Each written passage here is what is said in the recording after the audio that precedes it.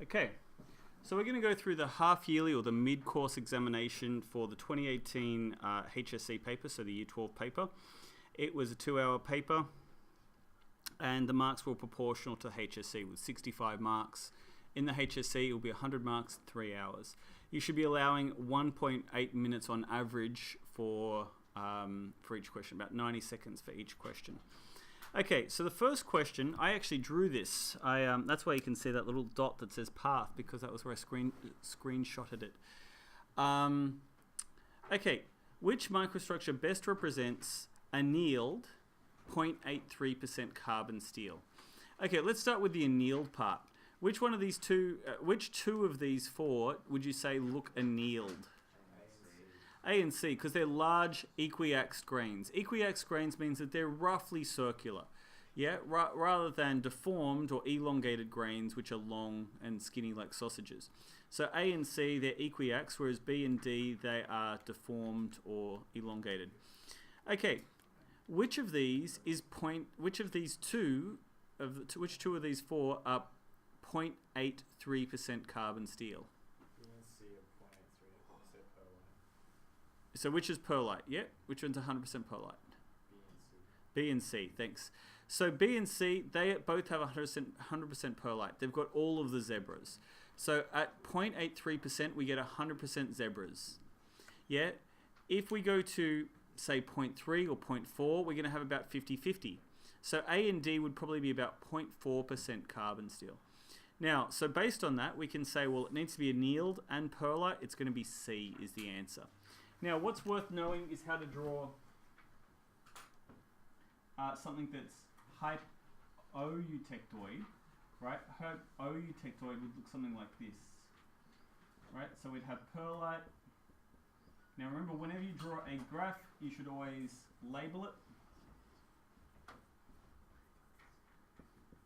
and cementite.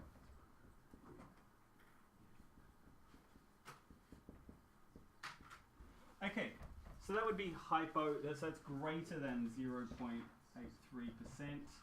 which is called hypo-eutectoid. Okay, so that's for question 1. Okay. Question 2. Engineers suspect that there is a flaw in the center of a large concrete pylon used in a building structure. Which of the following techniques can be used to find the flaw without damaging the pylon? Okay, a transverse test. Can anyone describe a transverse test? It's destructive. Okay, transverse test is where you make a concrete beam and you put it between two joints. Yep, Tate's doing the demonstration here. You put the beam between two rollers and then you apply force until it breaks. Yeah, so that's a transverse test. Yeah, transverse means crossing, or trans means crossing, so it's a beam, something like that. Definitely not that one, right? That would break it. Okay, it's also for bending as well. Bending and shear, not for compression. Okay, radiography. Well, that's where we use radioactive materials and we detect how many of those radioactive particles pass through the structure. And then we can detect those on either sensors or on photographic plates, and we can see whether or not we have anything missing. Eddy current tests, I'm going to be honest with you, I don't know what that means. Right? I'm just going to be honest, right? I shouldn't say that on a recording. I should know what the answer is there, but it's not an eddy current test. I don't know.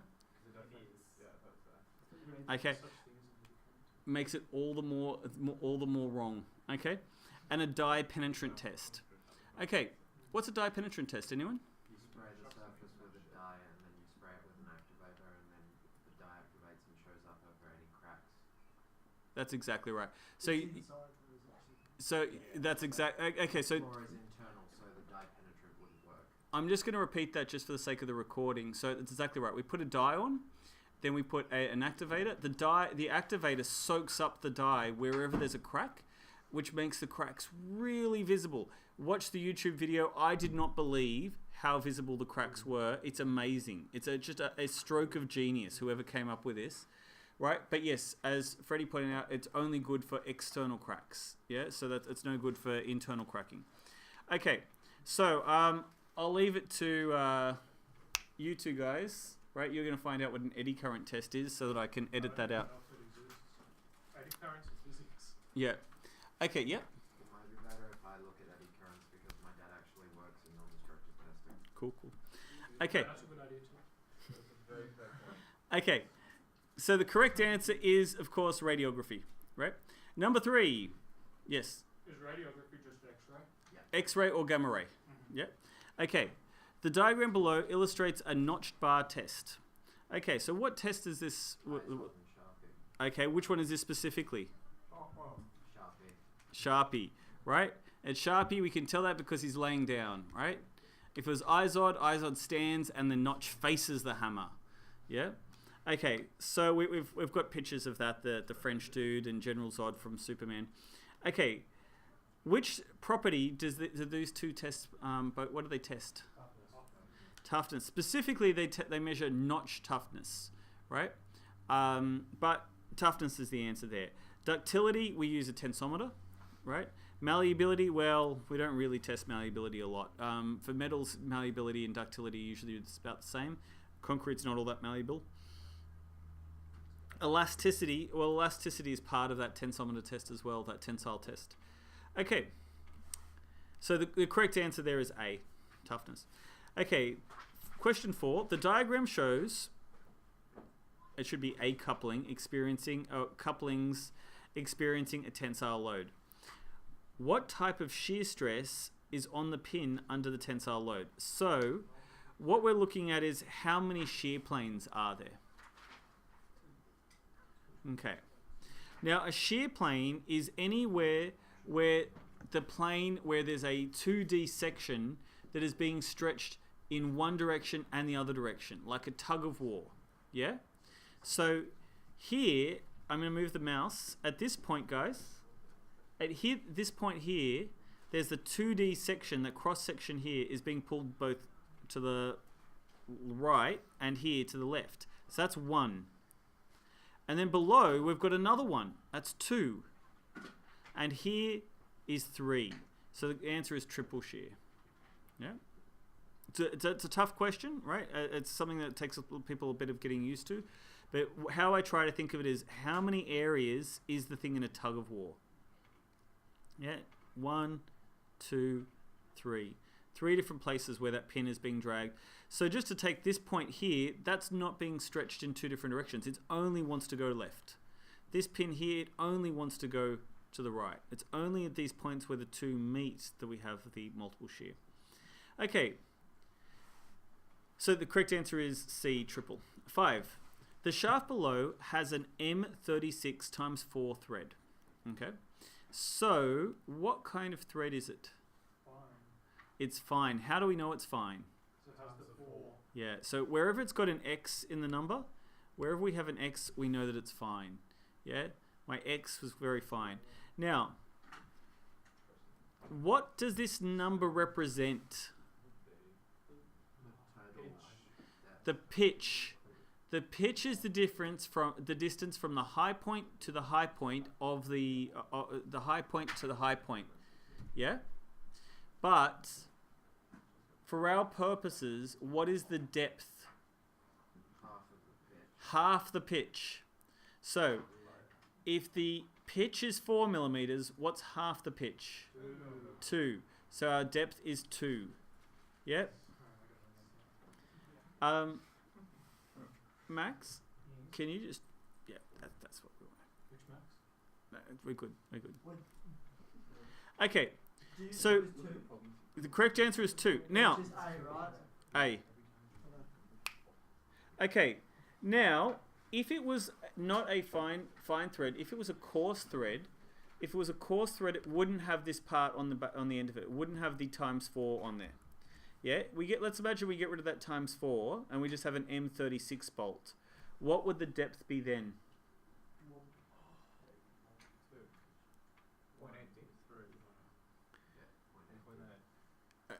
Sorry, the inside diameter is 0.8d because each depth is 0.1d.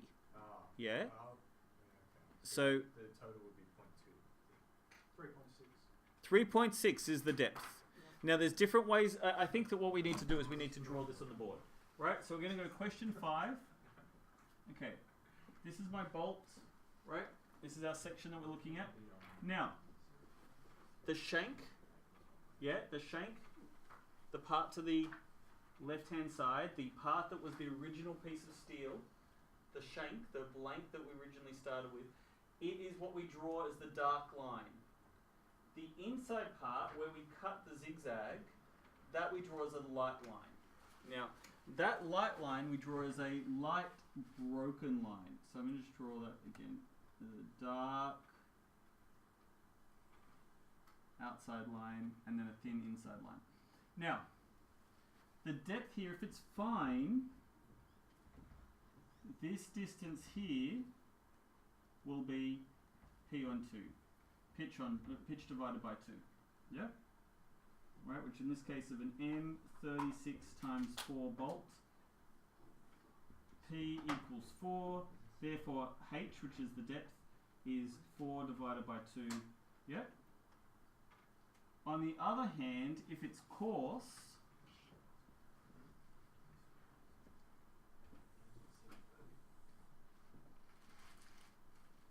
right, this distance here is 0.8d. Yeah? So that means this distance here is 0.1d.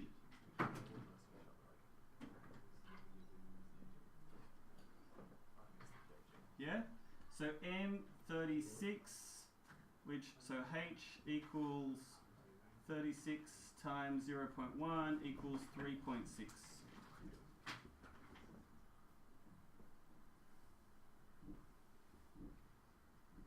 Yeah? Can we see how our depth is bigger with the coarse thread? Yeah? We good?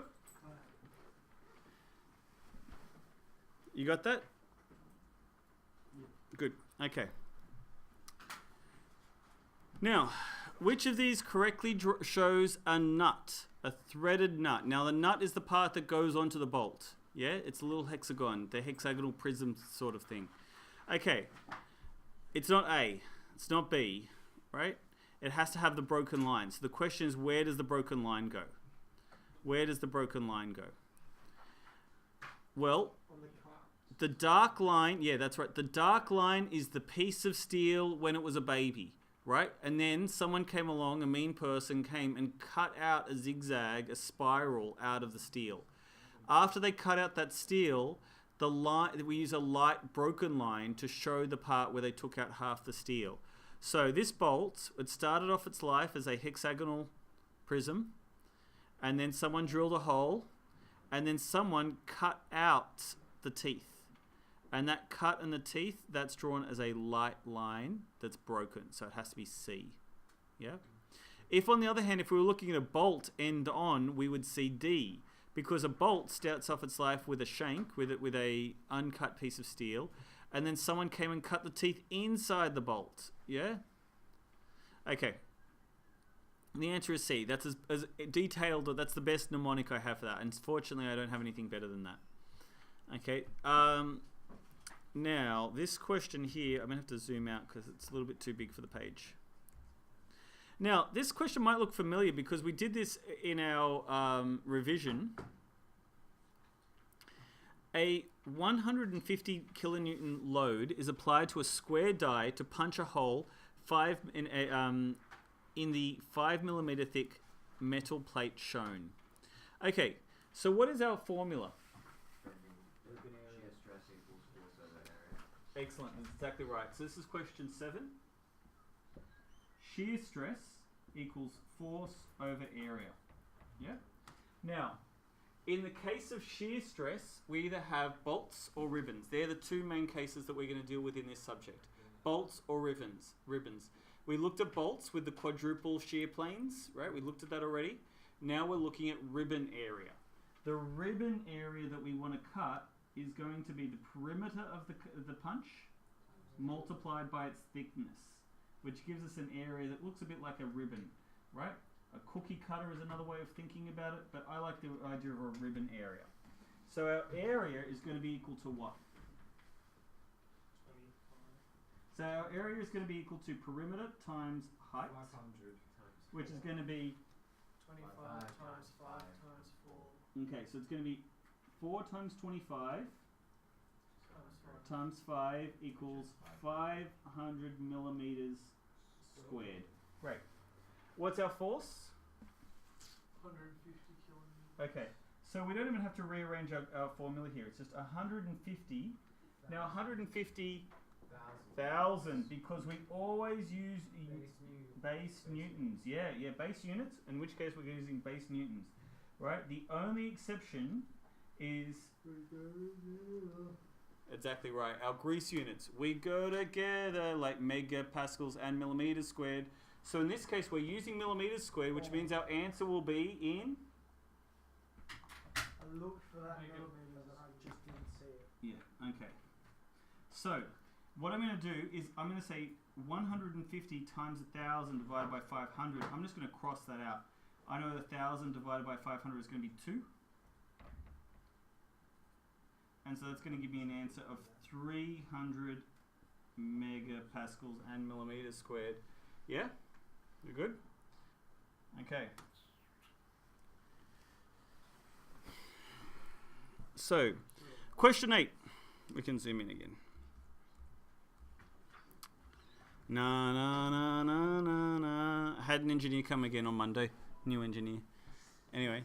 So, why would a small hole be drilled at the end of a crack in a piece of stressed steel plate? A. To weaken the steel. B. To make the crack oversize. C. To reduce the length of the crack. D. To prevent the crack from propagating. D is correct. That's exactly right. Now, I don't like cracks, right? I think there's way too much content on cracks in this syllabus. I think that is a sufficient amount of knowledge that you should know.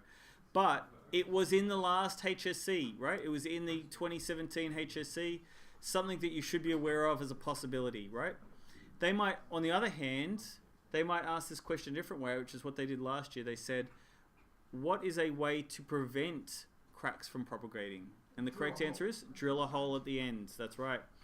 Okay, a pictorial view is shown. Now, I thought this was a pretty easy question. I thought this was a good question. A 9 marker. A 9 marker for you guys. Okay. I got to make it a little bit bigger so we can see the whole thing. Okay. What's this symbol here mean? Australian standard. Well, more specifically, Third angle projection. third angle projection. That means the top view is on the top. Yeah? Okay, so if we want to look at something that's on a third angle projection, top view is on the top. So if this is looking in the front, which of these is looking in the front in the direction of the arrow? A, and which other one? B, great. Now, if we look in the direction of the front, if we were looking from that front view and then looked over, what would our top view look like? Would it be a French flag or would it be a German flag? German flag. Just the thing is, not many people would actually know the Dutch flag. But yes, good for you. That is the better choice I should have gone with. Indeed, it is a Dutch flag. I did see a thing on the internet where someone was selling cushions, and they had the French cushions were like $15, and Dutch cushions were like $18, and they were literally the same cushion, just rotated. No. Anyway. That's amazing. Okay. I'll leave that as a challenge for someone to find on the internet. Okay. Now, this is a hard question. Yeah? Hard question. And in discussions with a student, I have had to concede that there's possibly 2 correct answers here. Let's see if I still feel the same opinion, right?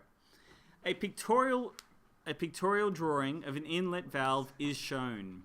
Which of the following sectional front views of the valve complies with the AS 1100 standard? Okay, any takers? D looks like D looks very wrong. it just looks D does not look right at all. I'm not a fan of D. Okay. Yeah, okay. They got the most symmetrical. Yeah, I chose A because it looks very I did A symmetrical. as well, I put yeah, B just 'cause it looks nice. I did. Okay, so I did B because that line in A is a bit thick, but oh well. Yeah, I put B because I'm not happy Really? with that. Okay. Now, the question should have probably read. This is a HSC question, by the way. I didn't change the wording, right? HSC question. I didn't change the wording. The HSC only gave D as the correct answer. Yeah? Because it is a half-sectioned front view. Yeah? If you looked at just this top half, that is exactly what it would look like from the outside. The bottom half is exactly what it would look like if you cut it in half. You should be aware that there are half-sectional views. I included these as part of your revision questions, right? If you looked at the drawing revision questions, the album with the Lego man on it, you would have seen this question and you would have learnt it, yeah? You would have learnt this answer. But it has been pointed out to me that we don't know for certain that this piece, this inlet valve, isn't made of two separate pieces of metal. Yeah? Now, I think the HSC felt as though they were justified in saying, look, an inlet valve can't be made of two pieces of metal. If it's made of two pieces of metal, how are they being joined? Where's the weld? Where's the bolt? Yeah, neither of those things are being shown. So how is this being held together? But this is the whole thing, right?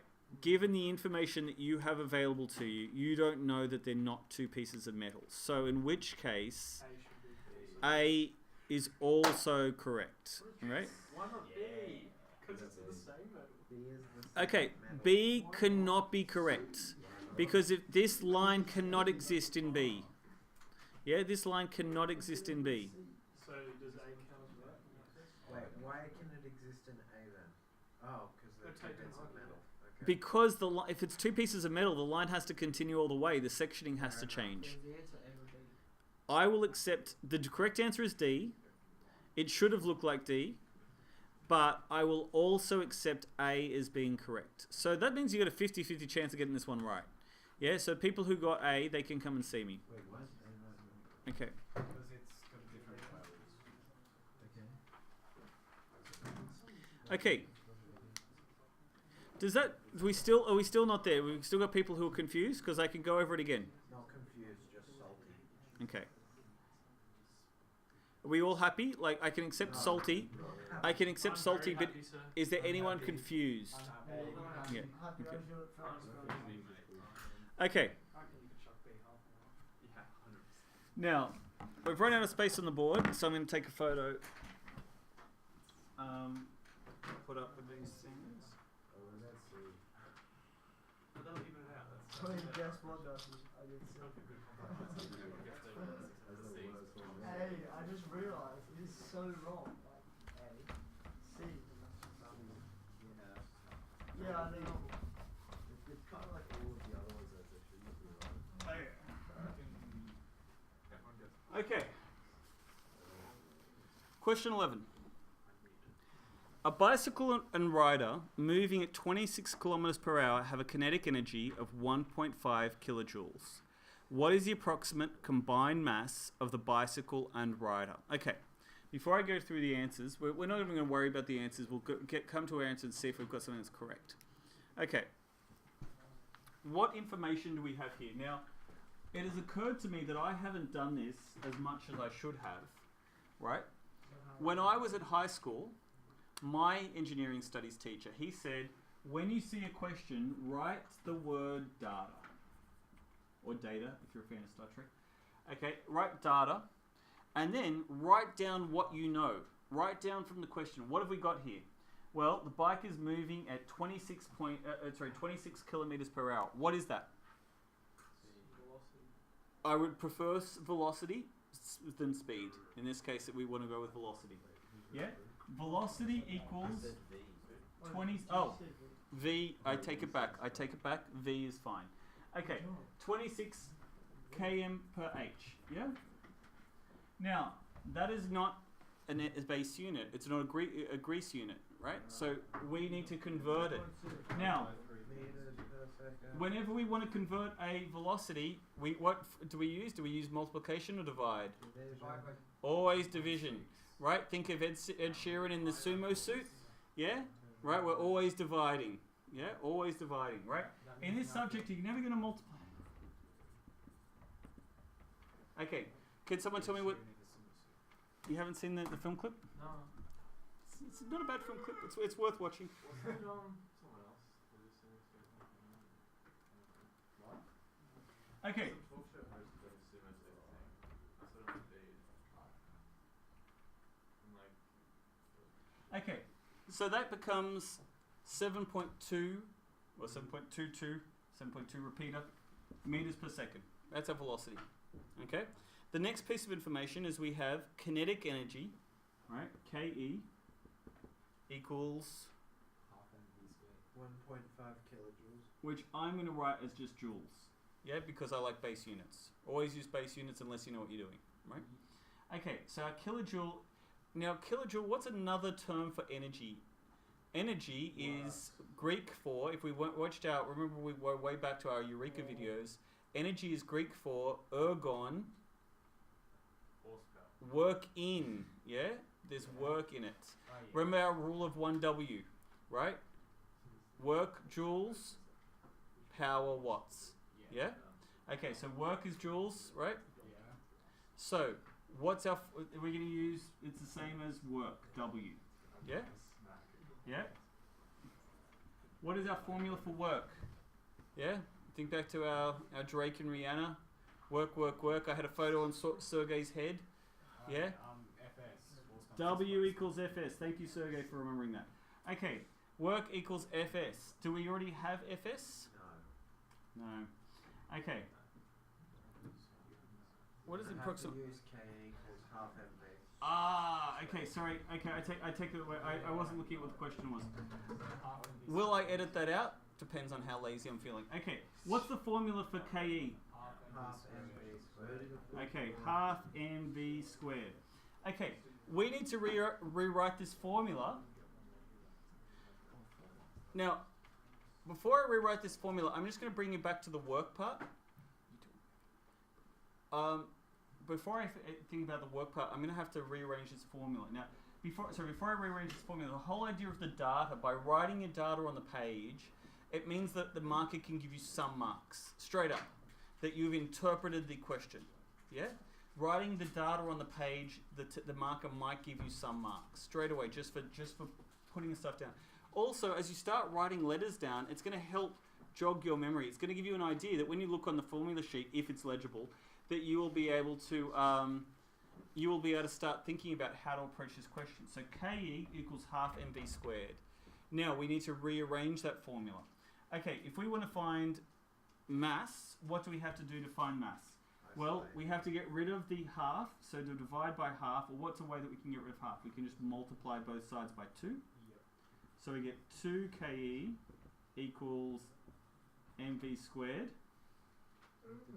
Right? And we can divide both by v squared, so we get 2 Ke divided by v squared equals m. So m, we can now use that, we've now got all that information, we can write 2 times 1500 divided by 7.22 squared.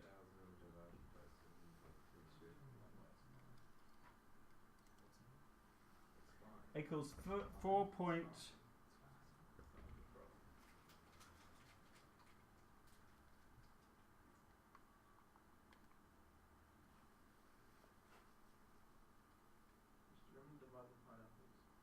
Pineapples. How many pineapples? How many pineapples can we get? We get when it comes to it, we're 57.5 or something. Yeah, we end up with like. Where'd you get the 2K and stuff from? 7.5 pineapples. Come on, Max. Oh, because you just times it across. There's a half. I can't believe that. 2 lines. He's just instead of putting 1,500, he kept it as KE. I know I got a problem. I forgot to square my 7.22. Lucky for me, it was a multiple choice, and I could keep looking at it until I got the right answer. Okay, great. The correct answer, by my account, is about 57.52. About. Mass is measured in kilograms. Okay, so we've got 57.5. Bam. I'm happy with that. That's C. Okay.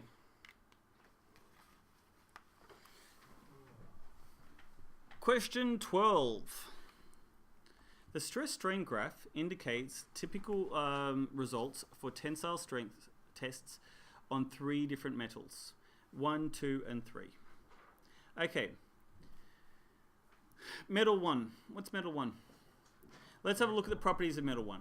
It has a low strength and it's not ductile. What's something that, well, when I say low strength, it's metal 1 and metal 3 are about as strong as each other. But metal 1 is about as strong as metal 3, but it's what would we say? So something. Strain, it's brittle. Yeah, it's brittle. Brittle is the word I'm looking for. Thank you. It's brittle. Okay. What's metal 2? What's metal 2? Steel. Now steel, okay, is very telltale, right? For starters, it's got the definite yield point. It's not progressive yield, definite yield point, right? And the definite yield point, and it's got a high strength.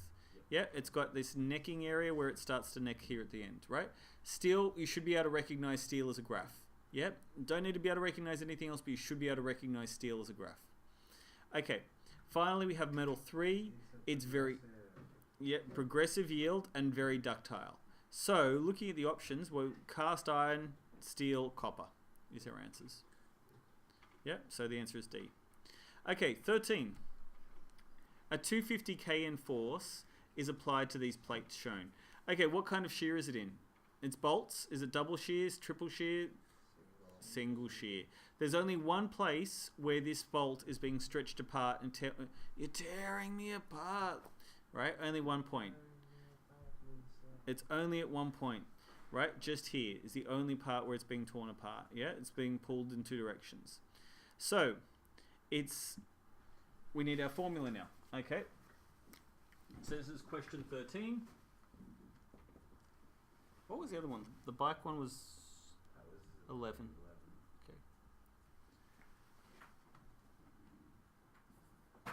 Okay, so we're going to write our data. Yep. What do we need? First of all, we have our force. Our force is equal to 250, yeah? Yeah. It's in kilonewtons, so we need to multiply it by 1,000. Yeah? Now, next thing we need is our area. We don't know our area, so instead we know our diameter. Our diameter is 20 millimeters.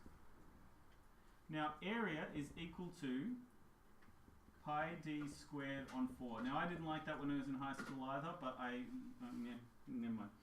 It's pi times 20 times 20, right? Which is going to be 400. 400 divided by 4,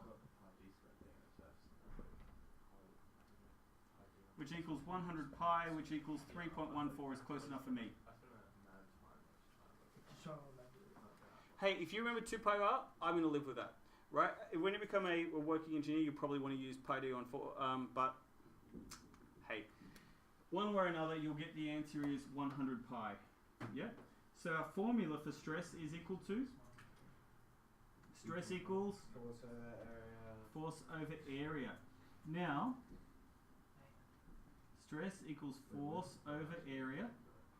That means that if we want to find, guys, we want to find it was in stress anyway, we didn't have to rearrange the formula. Okay, our force equals 25 times 1,000 divided by 100 pi equals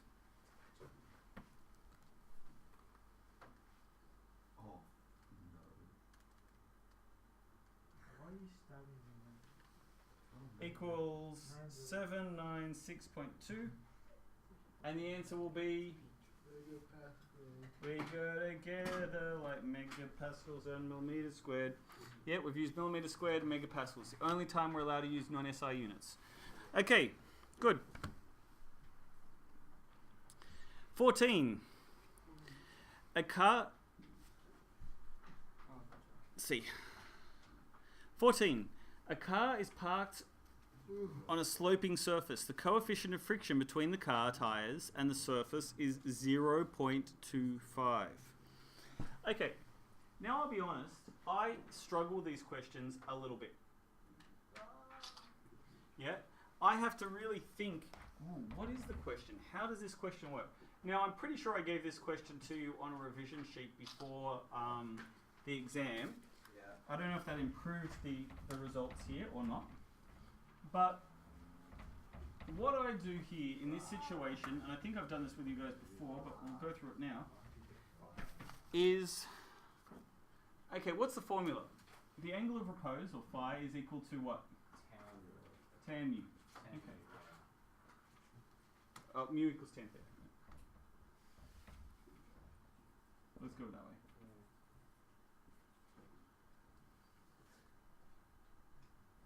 way. Okay. So let's think of it this way: what would be our coefficient of friction if we're at 10 degrees? Tan 10 degrees is what? Something. What? Oh. What's happening? 0.17.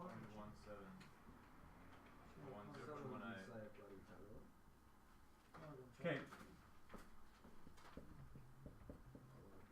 Okay. What about 14 degrees?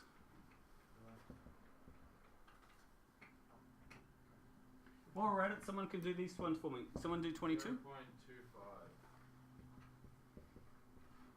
Yeah. Is the next one 27? 22 is the next one. Oh, 20. Okay. 0.40. Yep. 27 is 0.509. Okay, great. Now what I want to think about, we've got a number, 2.5. That's, think about it this way, right? So it says that the coefficient of friction between the car tires and the surface is 0.25. What I want to think about this is, if we have our road at 10 degrees, it's a pretty low coefficient of friction, yeah? So at that degrees, it's not going to slip, yeah? So it's less than 0.25. That's good, yeah? We'd write okay is what I would write proficiently, okay? Then if we go a little bit more to 15 degrees or to 14 degrees, suddenly we're at 0.25, yeah? Okay, it's about the same. Okay. Then if we go even steeper to 0.2, to 0.4, if we go to 22 degrees, we get to a coefficient of 0.4, yeah? Suddenly at that point, it's quite steep, yeah? That is more than 0.25, and now it's no good. Now it's rolling, right? My wife has this joke that once she was in the car, I'm pretty sure I was in the car with her, and the car started rolling, and she started saying my wife was in the front seat, started saying, "Mum, you're rolling," to her, and then she's like, "What? Mum, you're rolling," and everyone started saying, "Mum, you're rolling, Mum, you're rolling." The car kept rolling back, and she's like, "Why didn't anyone say that?" It's like, we were screaming at you. The car was rolling, right? So at 22 degrees, at 40 degrees, the car starts rolling, right? At 27 degrees, right, the car is definitely rolling, right? Definitely rolling. So what is the angle? Wouldn't sliding be more of an appropriate thing considering the tires? Okay, in this case, we're talking about sliding. Yep. Okay. In this case, we're talking about sliding. So the answer is B. Yeah? B is the point where we've gone too far, where it's too steep. So can we get 14 degrees. Sorry? Can we get off scale from that? Yeah, sure. But not now. Like this lesson? Maybe. Maybe. Okay. Okay. Now, corrosion. Corrosion. We talked a fair bit about corrosion, right? My predecessor, right? Big fan of corrosion. Spent a long time talking about corrosion, right? We talked about Radcat. We talked about Angry Ox. We This talked one was about pretty oil obvious. rig, Galvanic attack. galvanic attack. Yeah. Can't get the very old. Okay. Polymer gutter. Yes. So it can't be. It can't be. No, I mean, it can't be galvanic attack. Yeah. It would dissimilar those. Yeah, you know what? And that's why they had to write polymer gutter, because the HSC people, believe it or not, Just not say this now got bent. Like, like. Hey. Does that just make it less complicated? HSC standard of question, you can't argue with that, right? You can't argue with this, right? This is the quality of question you're going to get. So be prepared for it. Okay. But the This is actually a slight modification of the HSC question. Yeah, I just looked at it and I thought that. Is that the one where it's like That's hot what as I in think. Okay, we'll talk about it in a second. It's high and low concentrations in Oh box. my god. Shh. Okay. Okay, so these are our choices. We've got stress corrosion. Stress corrosion is where something is bent or machined or something like that. Yeah, where it's been welded, we get stress corrosion. Galvanic corrosion, where we have two different metals together. So if we had a steel metal in a lead gutter, yeah, that would definitely be a case. Or a zinc gutter, yeah, galvanized gutter. Next to the steel one in the toilet gutter. Yeah, that's an option as well. Dry corrosion, right? Now, we do talk about dry corrosion very, very, very briefly in the textbook. Not something I think you need to worry about, right? I'd say it's not outside the scope of the course, but boy, is it not something I would focus a lot of time and effort on. Finally, Don't worry. Finally, we have concentration cells. Can I just finish this? Yeah. Concentration cells. A concentration cell is where you have like a scratch in the paint. You have a scratch in the paint where one part, the bottom of the scratch, is getting a lot less oxygen than the top of the scratch. Okay, so the correct answer here is stress corrosion. The HSC question, it asked you to label the anode and the cathode. Which part is, do you think, the anode? The crappy part. The angry part. The bent part. That's exactly right. Yeah, and the cathode is the part that's not bent. Yeah, so that was a harder question. I made it easier for you. Also, sir, can we go through question 18 quickly? I just want to... I will stop recording, then we can. I'm happy to talk to people offline.